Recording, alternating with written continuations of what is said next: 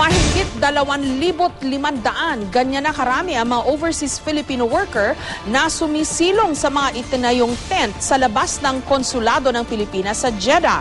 Patuloy ang pakikipag-ugnayan ng gobyerno ng Pilipinas sa gobyerno ng Saudi para mapauwi na ang mga OFW. May report si Teresa Andrada. Katindi ng init at pagod, hinimatay ang OFW na ito na nagkakampo sa gilid ng konsulado sa Jeddah. Nangyari ito habang tumutulong siya sa mga kababayan nating nurse na nagsasagawa ng medical mission dito sa tinaguriang Tent City. Isang medical worker si Hasmia Andong Mahmoud. Ilang araw na siyang tumutulong sa pagbibigay ng atensyong medikal sa iba pang Pilipino roon. Bukod daw sa pagod at init, maalikabok din at siksikan sa mga tolda. Mahigit 2,500 na raw ang nagpalistang Pilipino sa labas ng konsulado. Nagtitiis sa pag-asang matulungan na agad makauwi ng Pilipinas. Papalapit na kasi ang deadline ng Saudi government para ayusin ng mga Pinoy at iba pang dayuhan ang kanilang papeles o maharap sa pagkakakulong at pagmumulta. Sa ngayon, umaasa ang OFW sa mga voluntaryong pamamahagi sa kanila ng gamot, pagkain at iba pang tulong habang nasa Tent City bago makakuha ng exit visa pabalik ng Pilipinas.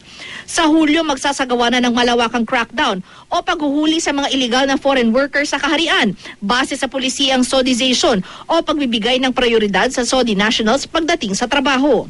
Ang Department of Foreign Affairs hiniling na sa gobyerno ng Saudi na alisin ang ilang requirements sa pagkuha ng exit visa, gaya ng no objection certificate mula sa employers, pagbayad ng 1,000 Saudi riyals o mahigit 10,000 piso na penalty kung nawala ang ikama o work permit, o 2,000 Saudi riyals o mahigit 20,000 piso kung hindi ito updated. Handa rin daw ang pamahalaan na sagutin ang gastusin sa pagpapabalik sa mga kababayan natin sa Pilipinas. Maayos naman daw kasi ang komunikasyon ng pamahalaan at ng konsulado sa gobyerno ng Saudi. We have also asked the Saudi government kung pwede silang magbigay po ng temporary shelters to our citizens also in Jeddah. Doon po kasi nangyari yung dumarami.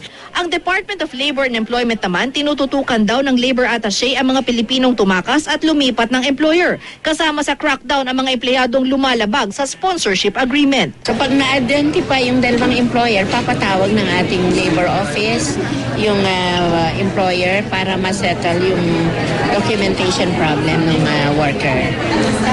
Then we will coordinate with the Saudi authorities para ma-issuehan sila ng tamang visa. Teresa Andrada, GMA News.